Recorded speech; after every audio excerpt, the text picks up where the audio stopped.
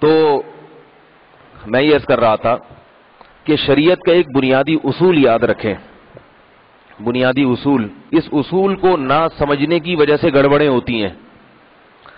شریعت کا اصول یہ ہے کہ شریعت میں جو چیز منصوص ہے، منصوص کا مطلب قرآن میں اور حدیث میں صراحت سے اس کا بیان آ گیا، اس کے کرنے کا حکم دے دیا اللہ تعالیٰ نے، تو اس چیز میں پھر لچک نہیں ہے۔ لچک، جتنی لچک پیدا کرنی تھی اللہ نے خود پیدا کر دی ہے اس میں۔ یہ جو قرآن مجید کی آیت ہے، لا یکلف اللہ نفسا الا وسعہا، اللہ کسی نفس پر اتنی طاقت نہیں ڈالتا جتنی اس میں طاقت نہ ہو، جسے برداشت وہ نہ کر سکتا ہو۔ یہ قرآن مجید کی آیت ہے کہ اللہ کسی کو ایسی بات ہی کا حکم دیتے ہیں جو اس کی برداشت میں ہو۔ اب اس آیت کا ایک صحیح مطلب ہے اور ایک غلط مطلب۔ جو لوگ قرآن کو صرف ظاہر سے پڑھتے ہیں، باقاعدہ مدارس میں بیٹھ کے اساتذہ کے سامنے اس پورے پروسیس سے، پورے طریقے سے گہرائی میں، عمق میں جا کے علم حاصل نہیں کیا ہوتا، وہ ظاہر پرست ہوتے ہیں، وہ یہ گڑبڑ کرتے ہیں جو یہود و نصارہ کیا کرتے تھے۔ قرآن میں آتا ہے کہ یہود و نصارہ کی یہ خصلت تھی، یحرفون الکلم عن مواضعہ، وہ تورات اور انجیل میں کیسی تحریف کرتے تھے؟ یہ نہیں کہ آیتیں تبدیل کر دیں، کیونکہ آیت ہٹانا اور دوسری آیت ڈالنا یہ بڑا مشکل کام ہے۔ سمجھ میں آ رہی ہے بات؟ آیت کو نکالیں گے تو لوگ کہیں گے نا بھائی پہلے جو قرآن دیا تھا، تورات دی تھی، اس میں کچھ اور لکھا ہوا تھا، اب کچھ اور لکھا ہوا ہے، یہ کیا ہے مولوی صاحب؟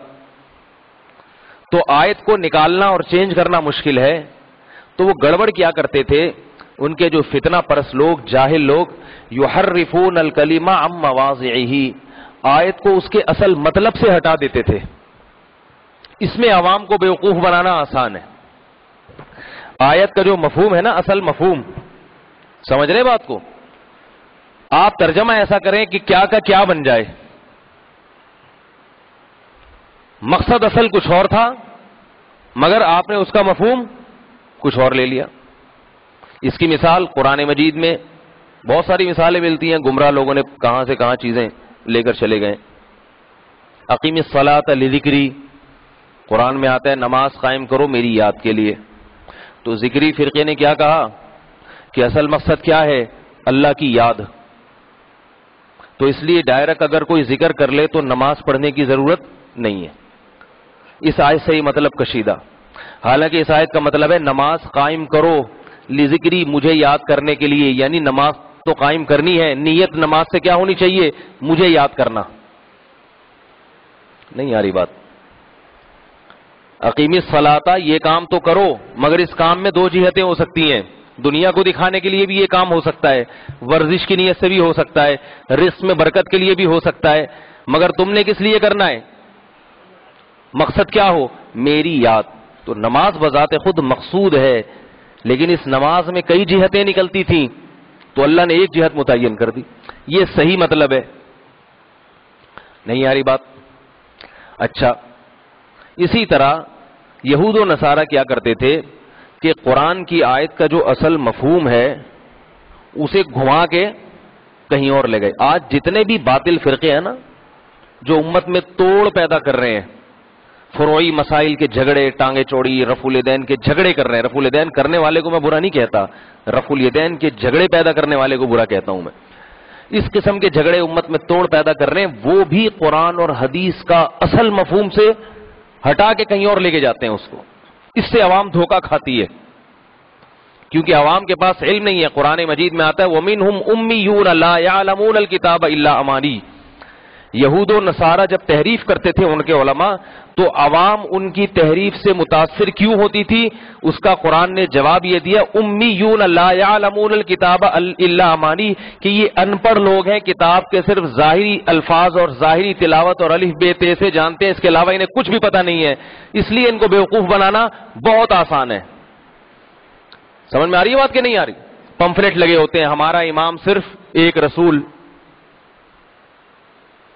کل ایک صاحب آئے، کہنے لگے کہ آپ امام ابو حنیفہ کو امام اعظم کیوں کہتے ہیں؟ امام اعظم، اعظم کا معنی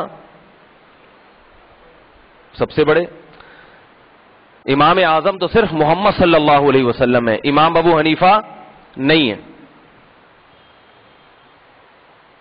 کوئی بندہ آیا جس کو کسی نے پریشان کیا ہوا تھا، رمضان میں ایسی باتیں، رمضان میں اس کو بولو روزہ رکھو بھائی، تراویح کی نماز پڑھو، تہجد پڑھو، اللہ کا ذکر کرو، یہ باتیں رمضان میں کرنی چاہیے نا، لیکن وہی آگ لگانے والی بات ہے، کیونکہ بڑے بڑے علماء نے، بزرگوں نے امام ابو حنیفہ کو امام اعظم لکھا ہے، سب پہ کیچڑ اچھل رہا ہے، سب پہ کیچڑ۔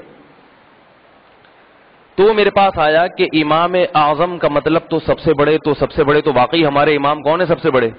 محمد صلی اللہ علیہ وسلم ہے۔ پھر اس فتنہ پرست نے یہ بھی کہا کہ تم لوگ امام ابو حنیفہ کو چونکہ محمد صلی اللہ علیہ وسلم سے بڑا سمجھتے ہو، اس لیے ان کو امام اعظم کہتے ہو، امام اعظم کا قول آ جائے اور حدیث آ جائے، حدیث کو چھوڑ دیتے ہو، امام اعظم کے قول کو لے لیتے ہو، اس لیے ان کو امام اعظم کہتے ہو۔ ایک تو رمضان، اوپر سے ایسی باتیں آدمی سنے۔ تو میں نے اس سے کہا کہ اعظم کا پہلے مطلب تو یہ ہے ہی نہیں کہ سب سے بڑا، اعظم یہ کمپیریٹیو ڈگری ہے، کمپیئر کیا جاتا ہے، کمپیئر سمجھتے ہیں گڈ بیٹر بیسٹ، ایک ہوتا ہے بیسٹ، ایک ہوتا ہے درمیان کا بیٹر، بیٹر کا مطلب بیٹر دین فلان، بیٹر دین دس، یہی ہوتا ہے نا، فلاں سے بہتر۔ تو اعظم کا مطلب ہے کہ دوسروں سے بڑا امام، دوسروں کی نسبت بڑا۔ اب دوسروں میں ہماری جو نیت ہوگی اس نیت کا اعتبار ہوگا۔ ہماری نیت امام اعظم کو اعظم کہنے سے یہ ہے ہی نہیں کہ اس میں محمد صلی اللہ علیہ وسلم بھی داخل ہیں۔ اگر ہم یہ کس کا یہ نظریہ ہو وہ اسی وقت کافر ہے، مرتد ہے، یہ ہمارا عقیدہ ہے کہ جو امام ابو حنیفہ کو نبی کی خاک سے بھی اونچا سمجھتا ہے، دائرہ اسلام سے خارج ہے، مرتد ہے، قادیانیوں سے بدتر کافر ہے وہ۔ ہم ان کو اعظم کہہ رہے ہیں دوسرے اماموں کے مقابلے میں، بقیہ ائمہ کے مقابلے میں، امام شافعی، امام احمد بن حنبل، امام مالک، سفیان ثوری، عبداللہ ابن مبارک، یہ سارے اپنے وقت کے امام تھے، تو ان کی نسبت سے ہم ان کو اعظم کہتے ہیں۔ یہ تو ہو گیا تحقیقی جواب۔ اور ایک ہوتا ہے الزامی۔ الزامی کا مطلب ہوتا ہے کہ آپ کسی کو ایسی دلیل دیں جو اسے ایسا خاموش کر دے، کیونکہ اس دلیل کو وہ یہاں تو حجت نہیں مان رہا مگر اس پر خود اس کا عمل ہو رہا ہے، تو وہ ماننے پر مجبور ہو جاتا ہے۔ تو میں نے اس سے کہا اس سے کہیں کہ آپ محمد علی جناح جنہوں نے پاکستان بنایا ان کو قائد اعظم جو لوگ کہتے ہیں ان پہ بھی فتویٰ جاری کرو۔ قائد کا معنی قیادت کرنے والا، تو ہمارے سب سے بڑے قائد کون ہیں؟ محمد صلی اللہ علیہ وسلم۔ تو اس بنیاد پر قائد اعظم کو قائد اعظم کہنا جائز ہوگا؟ تو جتنے نوٹ چھپے ہوئے ہیں اور وہ جہاں جہاں بھی قائد اعظم لکھا ہوا ہے نا، سب پہ کفر کا فتویٰ جاری کریں۔ ظاہر ہے قائد اعظم کو قائد اعظم ہم جب کہتے ہیں تو نبی سے مقابلے کے لیے نہیں کہتے، بلکہ جتنے سیاسی قائد ہیں، ترکوں کا الگ قائد جن کو وہ مصطفیٰ کمال کو کہتے ہیں، اور مختلف لوگوں کے قائد، یا ہمارے ہی اپنے جتنے لیڈر ہیں، لیاقت علی خان بھی قائد تھے، قیادت کی، علامہ اقبال نے بھی کسی حد تک قوم کو صحیح رخ دکھانے کی اپنی سی ناکام سی کوشش کی، مگر بہرحال کی، مگر قوم چلی نہیں ان کی باتوں پہ۔ خواب دے کر گئے تھے ایک اسلامی فلاحی ریاست کا، وہ خواب عمران خان کا دعویٰ ہے کہ میں پورا کرنے کی کوشش کر رہا ہوں، مگر بہرحال ابھی تک ہوتا ہوا نظر نہیں آ رہا۔ تو وہ کلمے کے نام پہ جو ملک بنا تھا، جس کے لیے قائد اعظم نے بھی دعویٰ کیا تھا کہ میں اسلام کے لیے بنا رہا ہوں، ایک اسلامی ریاست ہوگی، تو ہمارے بعد کے حکمرانوں نے غداری کی، خیانت کی اسلام کے ساتھ اور ملک کے ساتھ۔ تو ہم قائد اعظم کو قائد اعظم کیوں کہتے ہیں؟ اس لیے کہ ہمارے دیگر جو سیاسی لیڈر ہیں پاکستان بنانے میں جن کا کردار، ان میں سب سے بڑے کون تھے؟ محمد علی جناح تھے۔ تو آپ کسی کی بات کا غلط مطلب بھی لے سکتے ہو، صحیح مطلب بھی لے سکتے ہو۔ اگر آپ کی طبیعت میں خارش ہے، آپ کو کوئی بہت بڑی کوئی اندر پرابلم ہے، تو ہر ایک کی بات کو غلط رخ پہ لے کے جاتے رہو گے۔ یہیں بات چل پڑی ہے تو ایک چھوٹی سی بات بھائی آپ نے نوٹ کرنا ہے، ٹرننگ پوائنٹ جو ہے نا بتانا ہے۔ پھر یہیں سے ایک یہ بات چلی، ایک صاحب کا میسج آیا، اب تو میں ایسے میسجوں کا جواب ہی نہیں دیتا، کہنے لگے کہ آپ لوگ اپنے آپ کو حنفی کیوں کہتے ہو؟ تو میں نے کہا آپ اپنے آپ کو کیا کہتے ہو؟ کہتے ہیں محمدی۔ کہنے لگا پھر کہ آپ اگر محمد صلی اللہ علیہ وسلم کا کلمہ پڑھتے ہیں تو اپنے آپ کو محمدی کہا کریں۔ مجھے کہنے لگا حنفی کیوں کہتے ہیں؟ سوال سمجھ میں آ رہا ہے؟ یہ ظاہر پرست لوگ ہوتے ہیں، ادھر ادھر کی بات نکال کے کہاں کا کہاں فٹ کر دینا. میں نے کہا میرے بھائی، پھر وہ کہنے لگے ہم تو اپنی نسبت محمد صلی اللہ علیہ وسلم کی طرف کیوں نہیں کرتے. میں نے کہا میرے بھائی، جب کسی غیر مسلم سے ہماری بات ہوتی ہے تو ہم محمدی ہیں، اور عیسیٰ علیہ السلام کی تعلیم پہ چلنے والا عیسائی ہے. کیونکہ ابھی ہم نے اپنے آپ کو جو فرق کرنا ہے کہ ہم کس کے فالوورز ہیں، محمد کے صلی اللہ علیہ وسلم. لیکن جب کسی اپنے جیسے کسی دوسرے محمدی سے بات ہوگی، وہ بھی کلمہ پڑھتا ہے، وہ بھی محمدی، میں بھی کلمہ پڑھتا ہوں، میں بھی محمدی. اب محمد صلی اللہ علیہ وسلم کی احادیث کی تشریح میں جو اختلاف ہوا ہے، تو آپ کس کی تشریح کو فالو کرتے ہیں؟ آپ کی نبی صلی اللہ علیہ وسلم نے جو احادیث پیش کی ہے، ان کی تشریح میں فقہا کا اختلاف ہوا ہے. صحابہ کا بھی ہوا، بعد کے فقہا کا بھی ہوا. تو جو اس تشریح میں امام شافعی کی تشریح کو مانتا ہے، اس پہ چلتا ہے، وہ شافعی کہلائے گا، محمدی نہیں کہلائے گا. کیونکہ محمدی وہ غیر مسلم کے مقابلے میں ہے، حنفی کے مقابلے میں وہ شافعی کہنا زیادہ بہتر ہے. کیونکہ اگر وہ حنفی کے مقابلے میں آپ کو محمدی کہے تو اس میں حنفی کا منہ چڑھانا ہو گیا، گویا تم کچھ اور ہو، تم محمدی نہیں ہو، میں ہوں. اس کی میں ایک مثال دیتا ہوں جس سے بات سمجھ میں آئے گی انشاءاللہ. دیکھو، آپ جاپان میں کسی ہوٹل میں تھے، 4 کرسیاں لگی ہوئی ہیں، آپ وہاں جاپان میں اللہ کرے کوئی اچھی چیز کھانے کے لیے بیٹھے ہوں، ورنہ وہاں ہوٹل میں پتہ نہیں کیا کیا کھا رہے ہوتے ہیں لوگ، چھپکلیاں بھی کھا رہے ہیں، چوہے بھی کھا رہے ہیں. لیکن آپ مسلمان تھے، آپ نے بہت احتیاط کی، گٹکے کا آرڈر دے دیا. صحیح ہے نا؟ بہت احتیاط کی، چلو یہ پھر بھی غنیمت ہے، اس میں کم از کم کیڑے مکوڑے تو نہیں ہوتے. تو آپ بیٹھے ہوئے یہاں، تھوڑا روزہ بھی آپ کا ہلکا ہو جائے نا، اس لیے ذرا ہلکا پھلکا بیان کر رہا ہوں. آپ بیٹھے ہوئے ہیں، پاکستانی ہیں آپ. ادھر آپ نے دیکھا ایک الگ سی شکل کا آدمی آ گیا جو آپ کو پاکستان کا نہیں لگ رہا. تیسری کرسی پہ ایک بالکل الگ، چوتھی پہ بالکل ایک بلیک آدمی، کالا بال اس کے اسپرنگ کی طرح، کسی اور بر اعظم سے. اب آپ چاروں اپنا تعارف کروا رہے ہیں. پوچھا بھائی ذرا انٹروڈکشن، کچھ تعارف ہو جائے. آپ نے کہا میں پاکستانی ہوں. دوسرے سے پوچھیں گے، وہ کہے گا بھائی میں جاپانی ہوں. تیسرے سے پوچھا جی میں امریکی ہوں. چوتھا میں افریقی ہوں، ساؤتھ افریقہ سے آیا ہوں. یہاں ہم جو پہچان کرا رہے ہیں اپنی، وہ ایک ملک سے دوسرے ملک کو ممتاز کرنے کے لیے.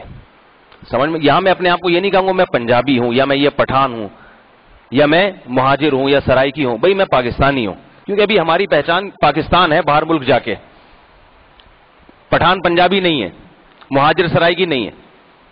سمجھو نا بات کو؟ اب کیا ہوا کہ ہم اپنے ہی ملک کے کسی انڈا موڑ کے کسی ہوٹل میں بیٹھے ہوئے ہیں. سب کو پتا ہے یہاں کوئی گورا بیٹھ ہی نہیں سکتا اس ہوٹل پہ، امریکہ سے آنے والا. آسان کام نہیں ہے. سارے پاکستانی نارتھ ناظم آباد کے لوگ بیٹھے ہوئے ہیں، 4 کرسیاں، دودھ پتی چل رہی ہے. سب کی شکلیں ایک، پاکستانی سارے ایک جیسے معصوم شکل کے ہوتے ہیں، لوڈ شیڈنگ کے ستائے ہوئے، گیس نہیں ہے، بجلی نہیں ہے. سب کے ایک ہی مسائل پہ گفتگو ہو رہی ہے. آج بجلی پھر صبح سے گئی ہوئی ہے. مسائل امریکی تو یہ بات نہیں کرے گا نا، بجلی پانی. تو ایک ہی جیسے مسائل، جس سے سب کو اندازہ ہو گیا کہ ماشاءاللہ سارے کیا ہیں، سچے پاکستانی ہیں. کیونکہ شکلیں بھی ایک جیسی اور باتیں بھی ایک جیسی. اب کیا ہوگا کہ اب آپ کہتے ہیں بھائی ذرا اپنا تھوڑا تھوڑا تعارف کروا دیں. آپ نے تعارف کروایا، بھائی میں ہوں پنجابی، اسی تسی پیواں گے لسی، میں کھانے وال سے آیا ہوں. اچھا بھائی تم بتاؤ یار تم کہاں کے ہو؟ بھائی میں پشاور کا ہوں، پٹھان ہوں میں. بھائی آپ بتاؤ آپ کہاں کے ہو؟ یار میں جو ہوں نا بلوچی ہوں. آپ کہاں کے ہیں؟ بھائی میں مہاجر ہوں. اچھا یہ سب تعارف کروا رہے ہیں. 3 آدمیوں نے تعارف کروا دیا. آپ سے پوچھا آپ کہاں کے ہیں؟ آپ نے کہا میں پاکستانی ہوں. تو کہیں گے ہم کیا جاپانی ہیں؟ تو ہمیں پتا ہے بھائی آپ بھی پاکستانی، ہم بھی پاکستانی. اب ہم جو اپنا تعارف کروا رہے ہیں تھوڑا سا کلچر کا پتہ چل جائے، تو اس حوالے سے بھی آپ پشاور کے ہیں تو ہم ذرا پشاور کے بارے میں آپ سے کچھ ڈسکس کریں گے. بھائی کیا حساب کتاب چل رہا ہے؟ اس دفعہ عید کب ہو رہی ہے؟ ٹھیک ہے.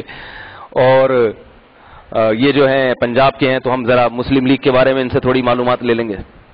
بلوچوں سے پوچھ لیں گے خیریت، ٹھیک ہے، یہاں کیسے آنا ہوا. تو اس طرح کی ڈسکس ہوتی ہے. تو تھوڑا سا پہلے تعارف ہو جاتا ہے. یہاں کوئی اپنے آپ کو یہ نہیں کہیں گے میں پاکستانی. اگر کوئی کہے گا تو بیوقوف ہوگا. تو جب مسلمانوں کا آپس میں تعارف ہوتا ہے، آپس میں آپس میں، تو اس کے لیے اپنے آپ کو مسلم کہنا یہ دوسرے کا منہ چڑھانے والی بات ہے کہ تم گویا غیر مسلم ہو، میں مسلم. سمجھ میں آ رہی ہے بات کہ نہیں آ رہی؟ آپ اس کو دیکھیں کہ رشتے لینے لوگ بھیجتے ہیں نا بچیوں کے لیے، بیٹوں کے لیے، تو مسلک بھی پوچھتے ہیں کہ بھئی آپ اہل تشیع میں سے ہیں یا یہ کہ دیوبندی ہیں، بریلوی ہیں. لوگ تھوڑا پوچھتے ہیں تاکہ ایسا نہ ہو کہ ہماری بچی نظر و نیاز والی نہیں ہے، وہاں جا کے گرین دوپٹہ پہن کے دلہن بنی ہوئی ہو اور پھر وہ سارے کام اس کے گرین، تو میچ نہیں ہو سکے گا. مقصد یہ نہیں کسی مسلک پہ طنز مقصد نہیں ہے، مطلب یہ ہے کہ بھئی شادی میں ذرا جوڑ دیکھا جاتا ہے کہ میچ کرتا ہو، آپس جو مذہب ہے نا وہ تھوڑا ملتا ہو، تاکہ اختلافات ہوں تو کم از کم کسی ایک مسلک کے عالم کو حکم بنایا جا سکے. تو یہ ساری چیزیں. اب آپ نے پیغام بھیجا، ظاہر ہے مسلمان گھرانے میں ہی بھیجا ہوگا، لڑکی والوں نے کو بھی پتا ہے کہ مسلمان گھرانوں سے ہی رشتے آتے ہیں ہمارے یہاں. اب وہ پوچھ رہے ہیں کہ جی آپ کا مذہب کیا ہے، مسلک کیا ہے؟ آپ کہتے ہیں میں مسلمان ہوں، تو وہ کہیں گے بہت خوشی ہوئی آپ نے کلمہ پڑھ لیا، اللہ تعالیٰ آپ کا اسلام مبارک کرے. ہم تو سمجھ رہے تھے آپ بچپن سے ہیں، ہمیں پتا چلا ابھی مسلمان ہوئے آپ. یہی مطلب سمجھا جائے گا کہ نہیں سمجھا جائے گا؟ وہ کہیں گے بھائی یہ تو ہمیں پتا ہے کہ آپ مسلمان ہیں، لیکن مسلمانوں میں اتنے سارے فرقے چل رہے ہیں، تو آپ ان میں سے اپنے آپ کو کس کی طرف منسوب کرتے ہیں؟ سمجھ میں آ رہی ہے بات؟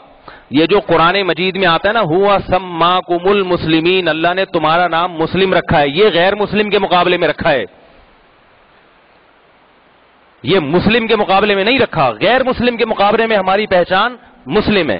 اور دوسری بات یہ کہ بعض لوگ جو ہمیں کہتے ہیں نا آپ اپنے آپ کو حنفی کیوں کہتے ہو، تو بھائی یہ ہم ہر وقت نہیں کہتے. عام حالات میں ہر مسلمان اپنے آپ کو کیا کہتا ہے؟ مسلم کہتا ہے. ہم تو اپنے نام کے ساتھ نہ دیوبندی لکھتے ہیں نہ حنفی، کچھ بھی نہیں لکھتے، اس لیے کہ ہماری پہچان، بہترین پہچان جو اللہ کے نبی دے کر گئے ہیں وہ کیا ہے؟ مسلم، مسلمان جس کو کہا جاتا ہے اردو میں، ختم ہو گئی. یہ بوقت ضرورت ہائی لائٹ کیا جاتا ہے اس چیز کو، جہاں ضرورت پڑتی ہے. سمجھ رہے ہیں بات کو کہ نہیں سمجھ رہے؟ جہاں ضرورت پڑتی ہے وہاں اس کو بیان کیا جاتا ہے، اور ضرورت کے وقت اس کا متبادل کوئی ہے نہیں ہمارے پاس. تو جیسے شادی بیاہ کے موقع پر لوگ پوچھتے ہیں نا بھئی اہل حدیث ہیں، بھئی بریلوی ہے، بھئی دیوبندی ہے، کیا ہے، تاکہ ہمیں اس حساب سے پھر دیکھیں ہماری بچی برداشت کر پائے گی کہ نہیں کر پائے گی. اب میرے پاس لوگوں کے فون آتے ہیں کہ بھئی ایک اہل حدیث کا رشتہ آیا ہوا ہے، تو آپ بتائیے ہم اپنی بچی حنفی مذہب سے تعلق رکھتی ہے، ہم شادی کر دیں کہ نہیں کر دیں؟ لوگ پوچھتے ہیں مسئلہ. اب آپ کہیں نہیں ہماری پہچان مسلم ہے، تو آپ یہ کہیں میرے پاس ایک مسلمان کا رشتہ آیا ہوا ہے. تو اب اس سے کیا پتا چلے گا کہ یہ پوچھنا کیا چاہتا ہے، اس کی پرابلم کیا ہے؟ اس کی پرابلم یہ ہے کہ وہ یہ کہہ رہا ہے بھئی اہل حدیث گھر میں جائے گی، وہ 8 پڑھتے ہیں، ہم کتنی پڑھتے ہیں؟ 20 پڑھتے ہیں، ٹھیک ہے نا؟ تو ایسا نہ ہو جھگڑا شروع ہو جائے، وہ رفع الیدین کرتے ہیں ہم نہیں کرتے، ایسا نہ ہو میاں بیوی میں رفع الیدین کے ساتھ رفع الرجلین بھی شروع ہو جائے، لاتیں اٹھا کے مارنا شروع کر دیں ایک دوسرے کو، اختلافات شروع ہو جائے، مناظرے شروع ہو جائیں. تو اب یہاں چونکہ ضرورت تھی نا پوچھنے والی کی، اس لیے اس نے مسلک کو ہائی لائٹ کیا ہے. سمجھ رہے ہو؟ تو ضرورت کے وقت ہائی لائٹ کیا جاتا ہے، بلا ضرورت یہ کرنا پھر قواریت ہے، شریعت میں پسندیدہ نہیں ہے. تو ہم بھی ضرورت ہی کے وقت بتاتے ہیں. تو اب میں آپ کو بات مکمل کر دوں، میں ان کو جواب کیا دیتا ہوں جو کہتے ہیں اہل حدیث کا رشتہ ہے، فلاں کا رشتہ ہے. تو میں ان سے کہتا ہوں کہ بھائی وہ کیونکہ ہیں تو بہرحال مسلمان، تو ان سے 2-4 باتوں کا معاہدہ کر لیں. نمبر 1، ہمارے ائمہ کو، ہمارے علماء کو برا بلا نہیں کہیں گے. اہل حدیث میں بھی 2-3 قسمیں ہیں، کچھ معتدل ہوتے ہیں جو تمام علماء کا، بزرگوں کا احترام کرتے ہیں. تو میں ان سے کہتا ہوں پیپر پہ لکھوا لیں کہ ایسا نہ ہو ہمارے سامنے ہی امام ابو حنیفہ کی شان میں گستاخیاں شروع کر دو، یہ برداشت نہیں ہوگا پھر. سمجھ رہے ہو نا؟ اپنے بزرگوں کو کوئی برا بلا آپ کہے آپ کے سامنے تو یہ آپ کی غیرت کے خلاف ہے کہ اس کو برداشت کیا جائے. میں نے کہا یہ معاہدہ کروا لو. نمبر 2، مسلک تبدیل نہیں ہوگا. بھئی وہ 20 پڑھ لے تم 8 پڑھ لو، تو کیا جا رہا ہے اس میں؟ کیا خیال ہے بھائی؟ اس میں کیا پرابلم ہے؟ شوہر اگر 8 پڑھتا ہو، بیوی 20 پڑھتی ہو، تو زندگی گزر سکتی ہے. اتنا چھوٹا دل نہیں ہونا چاہیے نا. وہ اگر رفع الیدین کر رہا ہے، یہ نہیں کر رہی ہے، تو بھی ٹھیک ہے، یہ نہ اس کو چھیڑے اور وہ اس کو نہ چھیڑے. سمجھ رہے بات کو؟ شریعت میں اس کی اجازت ہے کہ آپ عیسائی عورت سے شادی کر سکتے ہیں. بشرطے کہ وہ عیسائی ہو. وہ چرچ جائے گی اور آپ کہاں جائیں گے؟ مسجد. اس سے پتہ چلتا ہے اسلام کا ظرف کتنا بڑا ہے نکاح کے معاملے. سمجھ میں نہیں آ رہی بات؟ وہ کہاں جائے گی؟ چرچ. آپ کہاں جائیں گے؟ مسجد. آپ کا اس سے ایگریمنٹ ہوگا کہ تم مجھے چرچ لے جانے پر مجبور نہیں کرو گی اور میں تمہیں زبردستی مسجد کی طرف نہیں گھسیٹوں گا. تمہارے لیے تمہارا مذہب، میرے لیے میرا مذہب. محبت سے اس کو تلقین کریں اسلام کی، زبردستی نہیں. اور یہ ایگریمنٹ کہ بچے مسلم ہوں گے، بچے چرچ نہیں جائیں گے. خود سے یہ کام نہ کریں کسی عیسائی سے شادی، کسی علماء سے پہلے پوچھ لیں، کیونکہ اس میں آج کل بہت نقصانات بھی ہیں. بعض مرتبہ آدمی مرتد ہو جاتا ہے. اور صرف عیسائی اور یہودی عورت سے اسلام میں نکاح کی اجازت ہے، ہندو سکھ سے جائز نہیں ہے. پتہ چلا آپ لوگ یہاں سے گئے ہو، آپ خوشی سے گلے مل رہے ہیں بھائی ماشاء اللہ، تو ہمارے تو فیس بک پہ ہم خام میں جو ہے نا اتنے پریشان تھے. تو سکھ سے، ہندو سے نہیں، اہل کتاب سے اجازت ہے، وہ بھی چند شرطوں کے ساتھ. تو اہل حدیث تو پھر بھی بہرحال مسلمان ہیں، عیسائی یہودی نہیں ہے.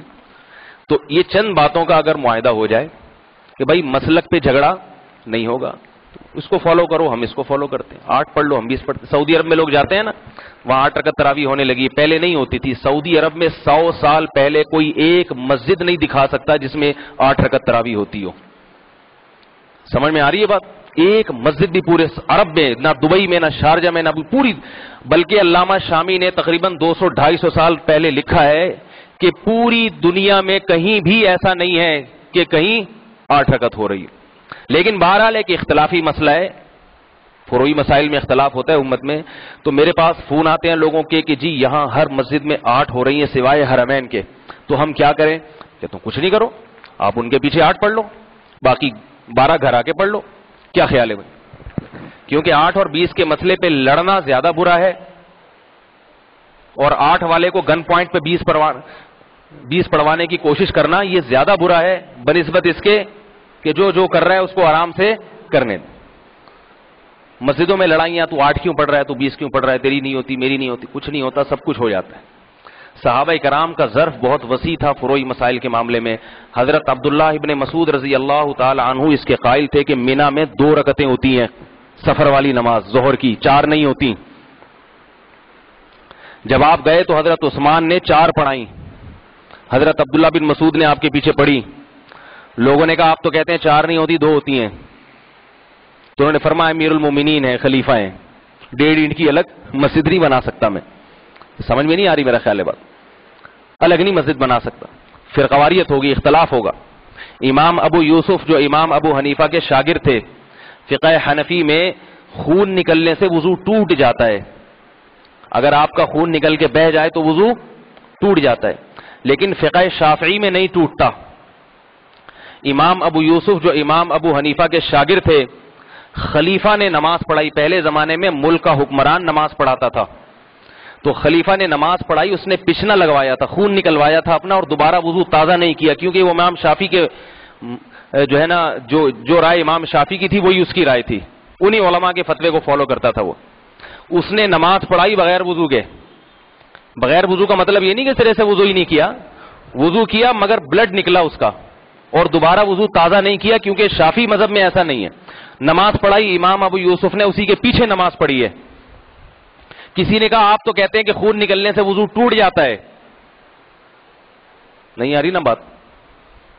آپ تو کہتے ہیں خون نکلنے سے وضو ٹوٹ جاتا ہے، تو آپ نے ایسے امام کے پیچھے نماز کیوں پڑھی جس کا وضو آپ کے مسلک کے مطابق نہیں ہوا؟ تو امام ابو یوسف نے فرمایا سبحان اللہ امیر المؤمنین. امیر المؤمنین ہے، مسلمانوں کا خلیفہ ہے، اس کے پیچھے میں نماز چھوڑ دوں 1.5 اینٹ کی الگ ریاست کے اندر ریاست؟ یہ نہیں ہو سکتا. کیا مطلب؟ یہاں چونکہ امت کے اتحاد کا معاملہ تھا، جماعتیں 2-2 3-3 نہ ہوں، حکومت حاکم کی سے بغاوت کا اور حاکم کی مخالفت کا جذبہ پیدا نہ ہو، تو امام ابو یوسف نے یہاں اپنی رائے کو چھوڑ کر ان فقہا کی رائے کو لیا جو خون نکلنے سے وضو ٹوٹنے کے قائل نہیں ہے. آ رہی ہے بات سمجھ میں؟ نہیں آ رہی. یہاں ایک مسئلے سے مسئلے نکلتے ہیں، کیا کروں. وہ عرب لوگ، سعودی عرب میں جو لوگ مسلمان رہتے ہیں بڑے پریشان.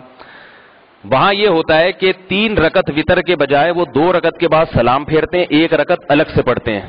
سعودی عرب میں یہ دستور ہے. تو لوگ مجھ سے مسئلہ پوچھتے ہیں کہ ہم 8 رکعت پڑھ کے ان کے پیچھے وتر پڑھیں، کیونکہ وہ فقہ حنبلی کو فالو کرتے ہیں اور فقہ حنفی میں وتر کا یہ طریقہ جائز نہیں ہے، کیونکہ 1 رکعت الگ سے پڑھنا فقہ حنفی میں جائز نہیں ہے. احادیث اس پہ کیا ہے یہ ایک الگ بحث ہے، یہ بھی میں چھیڑ نہیں رہا. تو یہ بھی اس مسئلہ سن لیں کہ کسی حنفی شخص کے لیے جو حنفی مذہب کو فالو کر رہا ہے، امام ابو حنیفہ کی رائے کو لے کے چل رہا ہے، تو اس کے لیے کسی ایسے شخص کے پیچھے وتر کی نماز پڑھنا درست نہیں ہے جو 1 رکعت وتر پڑھتا ہو، کیونکہ امام ابو حنیفہ کے نزدیک اس کی نماز درست نہیں ہوگی. رہا یہ مسئلہ کہ امام ابو یوسف نے تو پڑھی ہے خلیفہ کے پیچھے، تو اس کی 2 جواب ہیں. ایک جواب یہ کہ وتر کی نماز کوئی جماعت سے پڑھنا ضروری نہیں ہے، جبکہ فرض نماز جماعت سے پڑھنا ضروری ہے. سمجھ میں آ رہی ہے بات؟ دوسری، فرض نماز بار بار پیش آتی ہے، جبکہ وتر کی جماعت تو صرف رمضان میں ہوتی ہے. سمجھ رہے ہیں؟ اس لیے وتر میں کیونکہ جماعت کی اتنی تاکید نہیں ہے، اس لیے وہ اس میں بہتر یہی ہے کہ آپ الگ سے وتر کی نماز پڑھ لیں. لیکن اس مسجد میں جماعت نہیں کرا سکتے آپ، کیونکہ ایک مسجد میں وتر کی 2 جماعتیں ہونا، اس سے امت میں اختلاف اور انتشار پھیلتا ہے. اس لیے فقہا کہتے ہیں، مفتیان کرام کہتے ہیں کہ آپ گھر آ کے وتر پڑھ لیں، وہاں کھڑے ہو کے الگ جماعت نہ کرائیں. آپ ایک مسجد میں 2 جماعتیں، اور یہ ایک اختلاف اور دھڑے بندی پیدا ہوتی ہے اس. البتہ حرم کے بارے میں علماء کہتے ہیں کہ حرمین میں جو لوگ تراویح پڑھتے ہیں تو وہاں اگر امام 1 رکعت وتر پڑھاتا ہے تو اسی کی اقتدا میں نماز پڑھ لی جائے تاکہ حرم کی فضیلت حاصل ہو جائے. وہاں آپ اپنے فقہ کو چھوڑ دیں. بات آ رہی ہے سمجھ میں؟ نہیں آ رہی میرا خیال. حرم میں جب آپ جاتے ہیں تو آپ کیا کریں گے؟ امام کے پیچھے 1 رکعت وتر پڑھ لیں، کیونکہ حرم کی نماز کو چھوڑ کے پتلی گلی سے نکل جانا، یہ کہنا کہ میں چونکہ فقہ حنفی کو فالو کرتا ہوں میں ان کے پیچھے نماز نہیں پڑھوں گا، یہ حرم کی ایک قسم کی توہین ہے. اس لیے وہاں آپ فقہ حنفی کے بجائے امام شافعی کے فقہ کو وتر کے معاملے میں فالو کر سکتے ہیں. سمجھ میں آ رہی بات؟ یہ تو فقہی مسائل تھوڑے سے میں نے بیان کر دیے.